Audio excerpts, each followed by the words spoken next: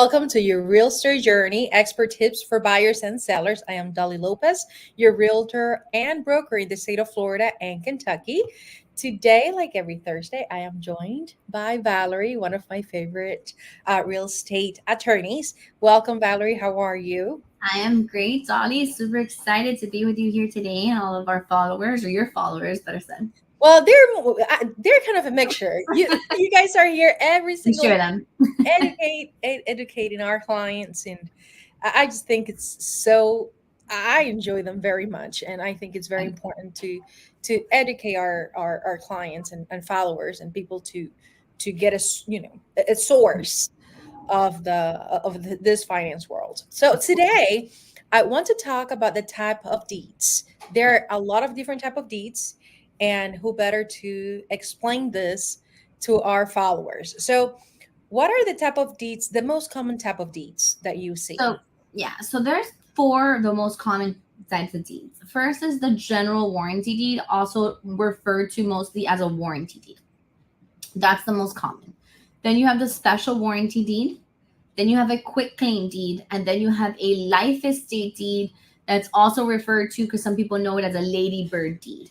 Those are the four most common used deeds in our industry. Now, can you talk about what is an actual deed? What is a deed? So a deed is what's going to show ownership of the property. It's going to prove your ownership of the property. It's the document that gets recorded with the county and reflects in the public records to reflect that you are the true owner of that property. It's what basically gives everybody in the public notice who the owner of that property is. Gotcha. Okay. So can we dive a little deeper in each of those type of deeds? Because I know there's a bunch more probably, but they don't from the Yeah, there's a bunch that are 1900s. not even used anymore that exist in this world, but that It's I never personally use, and I highly doubt that anyone in our world is going to ever use again. But the most common one, and the one I think we should bring up first, is the general warranty deed, which is also referred to as a warranty deed. That's the one you're going to see most commonly in maybe 90% of the transactions. Why? Because that's the one that's used when you're buying a house that's already existing, right? So I'm not talking about buying a new construction property. I'm talking about you buying an existing house from a seller, right?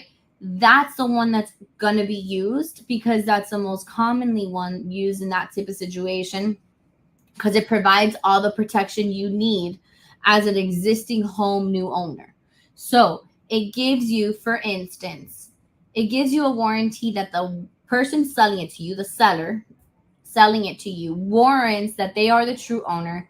And if anything were to happen in the future where your ownership is put in question, that he warrants, or she warrants, given who the seller may be, or if it's a company, then the company warrants that they will stand in and help in that instance to show that, they were the true owner, and what we call in English a bona fide owner, which means that you are purchasing with money and it's real money and it's not fraudulent, and you're doing this for the purposes of owning the property. So that's why it's called a general warranty deed, because that's the general warranty that you're receiving from that seller. And that's, if I'm not mistaken, isn't that the one that gets the most protection? Yes. To that new buyer? Yeah, it gives you all the protections you need as a new buyer, because it's going to protect your ownership, given who gave it to you, right? Because the person who gives it to you in the deed is going to be referred to as a grantor, and you as a new owner are going to be referred to as a grantee. So this warranty is what verifies and warrants that the grantor is giving you full ownership of the property. Gotcha. Okay. So let's talk about quitclaim deeds. How do they work? When do we use them? How, everything about it. So quitclaim deeds are also a very commonly used deed. Quitclaim deeds can only be used in certain situations. People sometimes get confused as to when they can use it and when they can't use it. The most common use of a quitclaim deed is when there is no mortgage on the property and the property hasn't been used for collateral in any other loan. So it's free and clear. What we like to say, it's free and clear of all loans. So if the property is free and clear of all loans, the property owner typically will use a quitclaim deed, because it's, one, cheaper, and two, It's usually used to either add someone to title or to eliminate someone from title. And to do that, you don't need to give these special warranties or general warranties that you would get in a regular warranty deed. And the amount of consideration for a general warranty deed is typically only $10, whereas a warranty deed will be the cost of the purchase of the property. So the quitclaim deed would probably be about $10, you said, right? Yes. Yeah. A quitclaim deed, the consideration for a quitclaim deed is $10. And why do I say consideration? Is because when you record that deed, the taxes you're going to pay on the recording is based on the consideration. So the quitclaim deed is only $10 because it's not a true sale, right? You're not really selling this to somebody. Someone's not really buying something from you. What you're doing is either adding a friend, spouse, parent, family member onto deed, or removing someone from the deed. So there's no real real estate transaction going on. There's no sale or purchase going on in that kind of situation, as opposed to the warranty deed that we already spoke about. There is a transaction that's being taken place, and that's going to be the purchase, which is why recording a warranty deed is significantly more expensive, because now we're using the purchase price as the consideration for the recording that's going to be based off the taxes. So that's why people use quitclaim deeds. Perfect. What is a special warranty deed?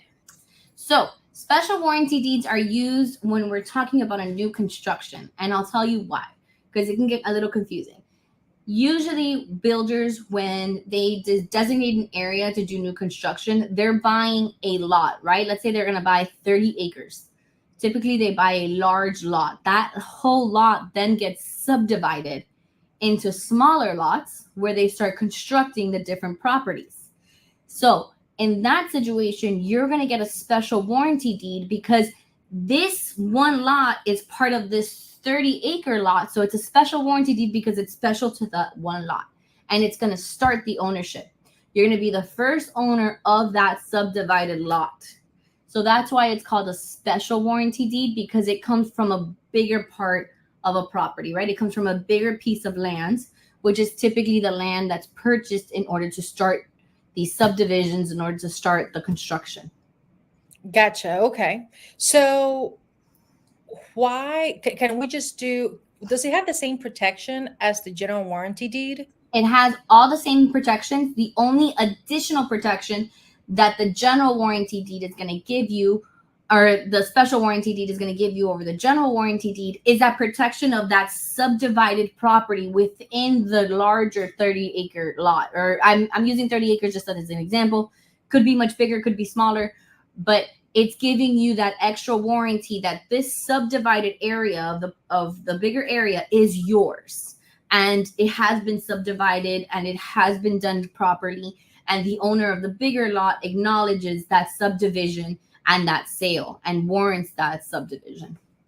Is there any law that requires that type of deed for new constructions, or is just a normal thing that it's just commonly used? It's not, there's no necessarily a Florida statute that I can quote to that requires a special warranty be used in a new purchase of a pre-construction home or a new construction home, but it's what's most commonly used in the industry because it's the deed that was created for these instances, right?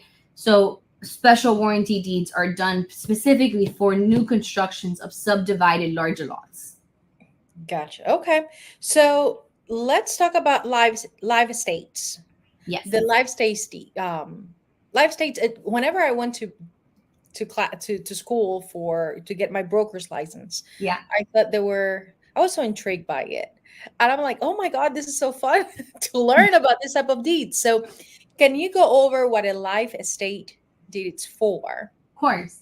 So a live estate deed and it can be tricky, but it's really what the title is, right? So you're making a deed for someone's life, and then you're adding beneficiaries for after that person's life.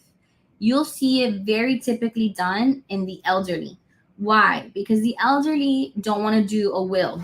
And why don't they want to do a will? Because they want to avoid having to go to probate. Because when you do a will, it's not just simply I did a will, now the person passes away and everything in the will now belongs to me. No.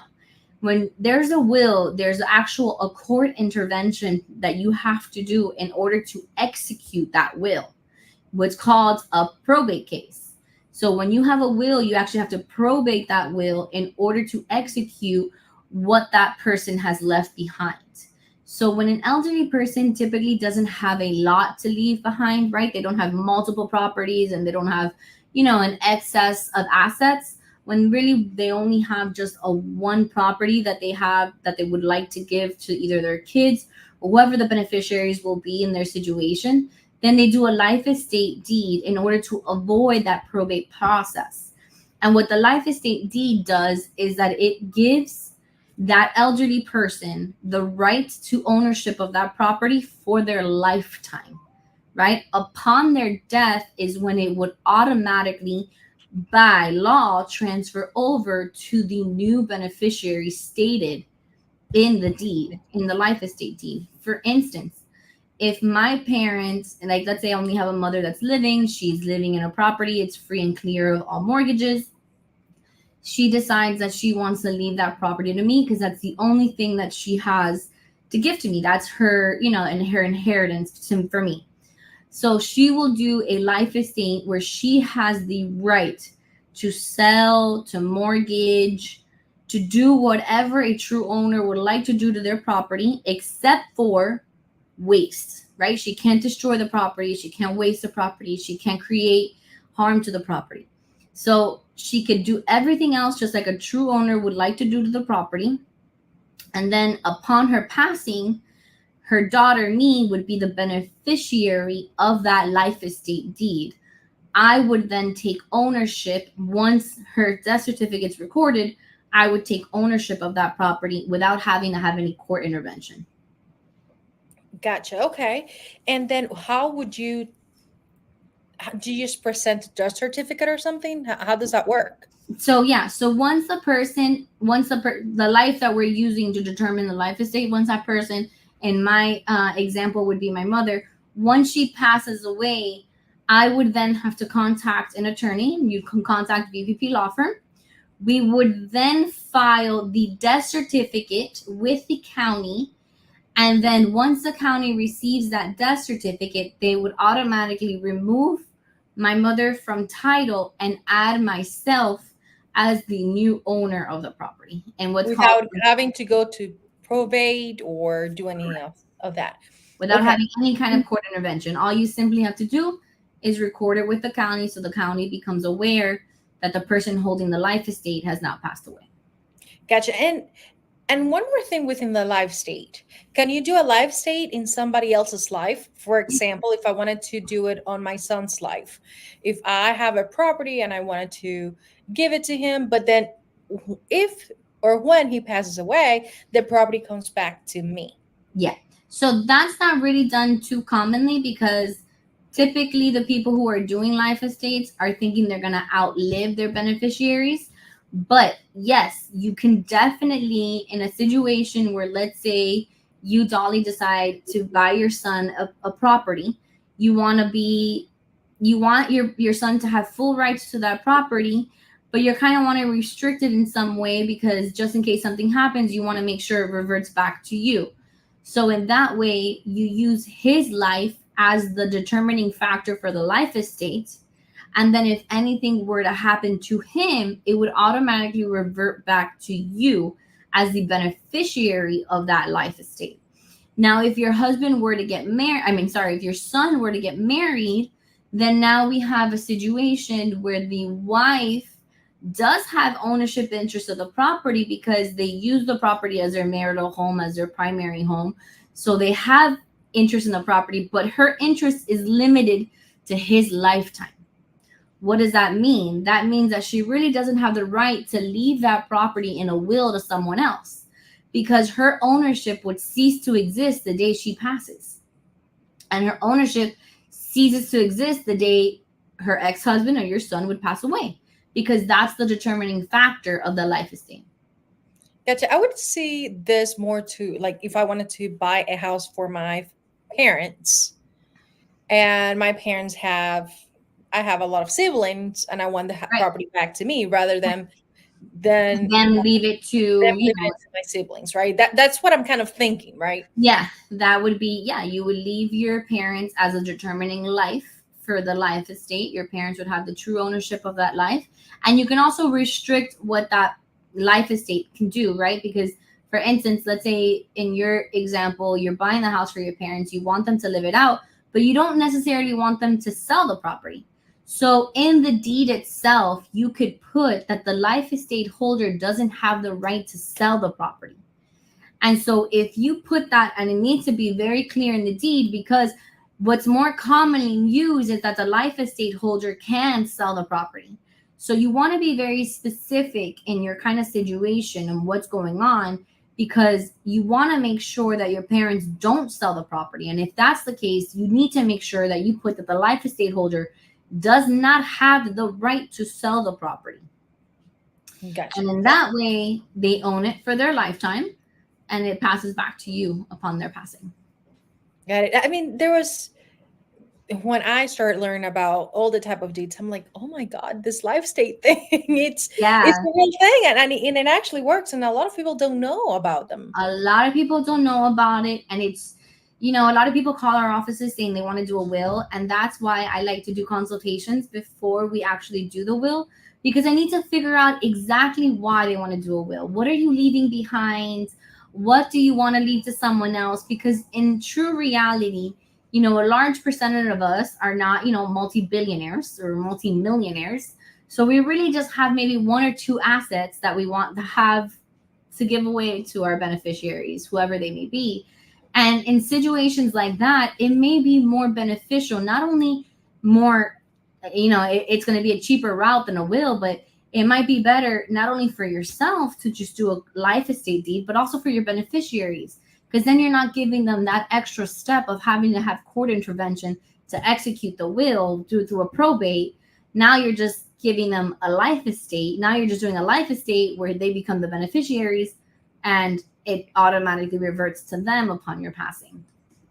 Yeah. So, guys, this episode has been filled with valuable information, and I really hope that you guys got something out of it. Once again, please leave your comments, your message below. We try to answer all of them, and we try to, even if there is a long answer, we'll probably do a video answering your questions. So make sure you comment below. Valerie, thank you so much for being here with us, for teaching us about this. I can't wait for next week. It's coming good. A lot of good things coming. So I'll see you guys next week. Bye. Everyone.